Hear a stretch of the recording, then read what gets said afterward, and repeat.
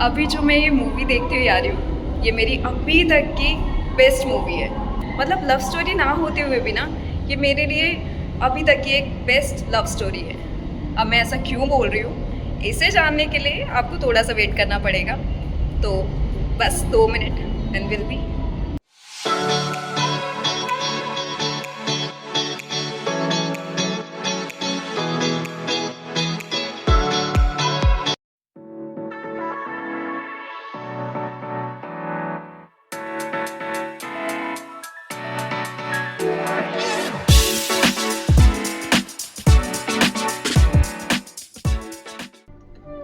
ज्योतिबा, जात पात हमारी मित्रता पर मोहर नहीं लगा पाई। क्यों तोड़ रही है सब? मेरी बात सुन।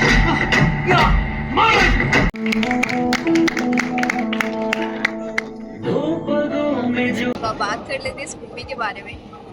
आपको जान के बहुत हैरानी होगी कि इस मूवी के लिए कोई कंट्रोवर्सी भी नहीं हो रही थी। कंट्रोवर्सी ना होने का एक मेन रीज़न डर था, और वो डर सिर्फ और सिर्फ जात पात था। आई एम वरिड कि एक मूवी बनती है जिसमें 2 कपल अश्लील गाने गाते हैं और लोग उनको सर पे बिठा लेते हैं और मूवी को हिट करा देते हैं। और दूसरी तरफ एक मूवी बनती है जहाँ पे एक कपल सारी सुख सुविधा छोड़ के सिर्फ और सिर्फ देश की सेवा में लग जाते हैं, और उनका अल्टीमेट मोटिव क्या होता है कि देश की बेटियां पढ़ी, टू एम्पावर द वुमेन। लोगों ने मतलब उनके साथ क्या क्या नहीं करा, उनका इतना तिरस्कार हुआ, बाहर जाते थे तो उनके ऊपर पता नहीं क्या क्या फेंक दिया जाता है। अब यू कैन गेस, सॉरी, आप लोग अंदाज़ा भी नहीं लगा सकते, और नाम मेरे को बोलते ही अच्छा लगेगा, हाउ डंग फेंका जाता है। मतलब आप सोचो, आप कहीं बाहर निकल रहे हो और आपके ऊपर लिटरली गोबर डाल दिया जाए। सोचो, मुझे बोलते हुए अजीब लग रहा है, तो जिनके साथ ये होता था तो उनको कैसे फील होगा। ऐसा ही हुआ था उनके साथ। लेकिन ठीक है, दे आर द कपल जो एक दूसरे को स्ट्रॉन्ग करते हैं और इंडिया के लिए कुछ करते हैं, मतलब अपने देश के लिए कुछ कर रहे हैं। We are talking about Jyotiba Phule and उनकी बीवी सावित्री बाई। ज्योतिबा फूले और सावित्री बाई फूले का जो कैरेक्टर है, उनको निभाने वाले जो हमारे एक्टर थे वो थे प्रतीक गांधी और पत्रिका। इन दोनों ने इतनी अच्छी एक्टिंग करी है कि एट लास्ट मूवी के ख़त्म होते होते लोगों के आंखों में आंसू थे। तो आप सोच सकते हो कि वो किस हद तक अपने कैरेक्टर में घुसे हुए थे और उन्होंने अपने कैरेक्टर के साथ एक जस्टिस किया। लेकिन मेरा अब एक सवाल आप लोगों से है कि क्या आप सच में जस्टिस कर रहे हैं इस मूवी के साथ? मतलब जिस मूवी को पहले लोगों की, आप सबकी शिकायतें क्या होती थी कि कोई अच्छी मूवी बन ही नहीं रही, और जब बनी है तो कोई इसे देखने नहीं जा रहा है। और मैं ये ऐसे ही नहीं बोल रही, जब हम बुकिंग करने के लिए गए तो हमने देखा कि मूवी के जो स्टार्टिंग के डेज थे वो सारे खाली थे। लेकिन आज जब फाइनली हम गए, आज सिर्फ और सिर्फ आज मुझे लगा कि यहाँ पे भीड़ हुई है। तो आप सोच सकते हो कि जो अच्छी मूवी है उनको अप्रिशिएट ही नहीं किया जा रहा। मतलब सेंसर बोर्ड ने तो बहुत सारे चेंजेस बताए इस मूवी के, नो डाउट। लेकिन जब वो मूवी उतर गई, कहते हैं ना कि मूवी का सक्सेस तो हम और आपके हाथ में है। जब आप लोग चाहोगे ही नहीं तो मूवी आगे मतलब कैसे सक्सेस हो? अगर आप आज इस मूवी को सपोर्ट नहीं करोगे तो फिर मुझे नहीं लगता कि हम लोग ये बॉलीवुड क्या बनाता रह जाएगा। जो अच्छी चीज़ें बना, आप सोचो कि एक मूवी को बनाने में कितना सारा लेबर लगता है ना, कितना पैसा लगता है और कितना टाइम लगता है। और अगर आप लोग यही मूवी को देखने नहीं जाओगे तो सोचो आगे कोई इससे अप्रिशिएट होके कोई और मूवी बनाने की हिम्मत करेगा ही नहीं ना, क्योंकि रियलिटी आप देखना नहीं चाह रहे हो। और अगर आपको रियलिटी नहीं देखनी तो अब मैं क्या कह सकती हूँ कि आप लोगों को आइटम सॉन्ग में ज़्यादा इंटरेस्ट आ रहा है, या फिर आपको कुछ ऐसी मूवीज़ अच्छी लगती है कि जिसमें औरत के ऊपर कोई हाथ उठा देता है एंड उसके बाद वो कहते हैं कि वाह कितनी अच्छी लव स्टोरी थी।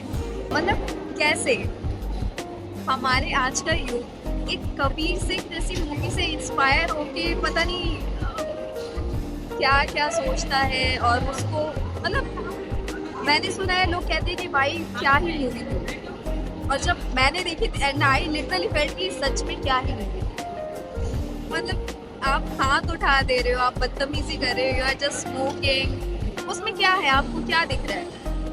मतलब लड़की के घर जाके उसके फादर से बदतमीजी कर लो, या वो लड़की के बाप नहीं मान रहा, मतलब जो भी स्टोरी है उसमें ऐसा क्या है, इंस्पायरिंग क्या था। मतलब अब मैं आपसे पूछती हूँ कि आपको एट लास्ट मिला क्या, आपको क्या नॉलेज मिली, तो आप क्या बोलोगे?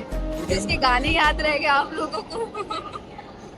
और यहाँ मैं आप लोगों से इस मूवी के बारे में बात कर रही हूँ कि इस मूवी में एक हस्बैंड ने अपनी वाइफ को बनाया, ठीक है, उसको इस काबिल बनाया इंडिया की फर्स्ट वुमेन टीचर बनी।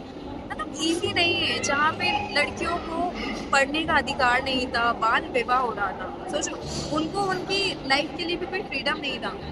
वहाँ जाके कपल्स ने इतना ब्यूटीफुली अपनी रिस्पॉन्सिबिलिटी को समझा।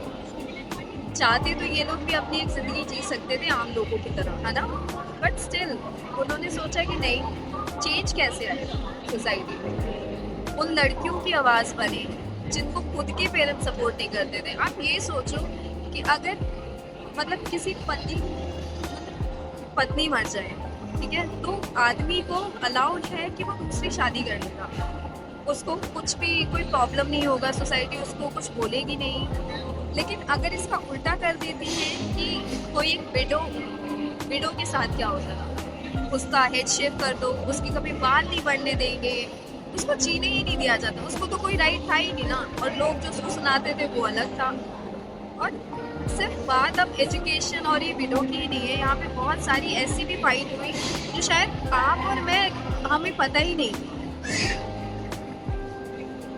इस मूवी के लिए मेरा बस इतना ही कहना होगा कि आप लोग अपने घर से निकलो और इस मूवी को देखो। सिर्फ एक ट्रेलर देख के एक कम्युनिटी हर्ट हो, है ना, उन्होंने पूरी मूवी नहीं देखी, सिर्फ एक ट्रेलर देखने के बाद वो बवाल हुआ।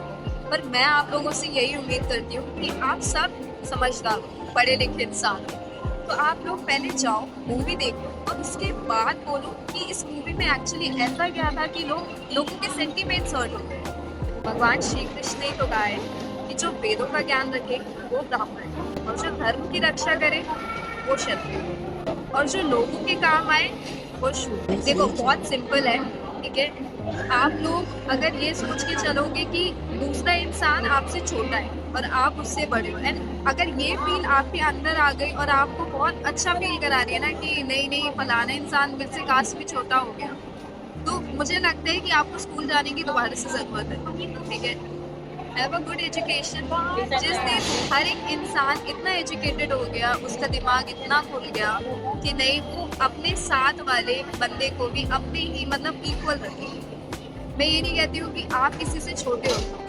फॉर एग्जाम्पल भगवान राम ने शबरी के छूटे बेर खाए, और वहीं पे भगवान श्री कृष्ण ने सुदामा से लिए हुए कच्चे चावल। सोचो, जब भगवान होते हुए भी भगवान ने भेदभाव नहीं किया, तो हम एक इंसान होते हुए भी इंसानों में भेदभाव करने लगे। This is not correct. सोचने वाली बात है, समझने वाली बात है। बस मैं आशा करती हूँ आप सभी भाईचारे से रहेंगे, अच्छे से मिलजुल कर रहेंगे। हाँ प्लीज़ उठिए, घर से बाहर जाइए और इस मूवी को देख कर आइए, और मुझे ज़रूर बताइए कि आपको ये कैसी लगी। So that's it for today guys. ये वीडियो थोड़ा सा डिफरेंट था, एक मूवी का रिव्यू था, लेकिन बहुत ज़रूरी था हमारे लिए करना। मतलब हर दूसरी तीसरी मूवी के रिव्यू आपको मिल जाएंगे। ये एज अ ह्यूमन बीइंग मुझे लगा है मेरी ड्यूटी है। अगर मैंने इस मूवी को जाके नहीं देखा और रिव्यू नहीं किया होता तो मुझे लगता है मैंने बहुत बड़ी चीज़ मिस कर दी। जाते अगर आप नए हैं तो वीडियो को सब्सक्राइब करना ना भूलें, और अगर वीडियो पसंद आई हो तो इसको अपने फ्रेंड्स फैमिली के साथ शेयर करना ना भूलें। तो मिलते हैं आपसे नेक्स्ट ब्लॉग में, तब तक के लिए राधे राधे।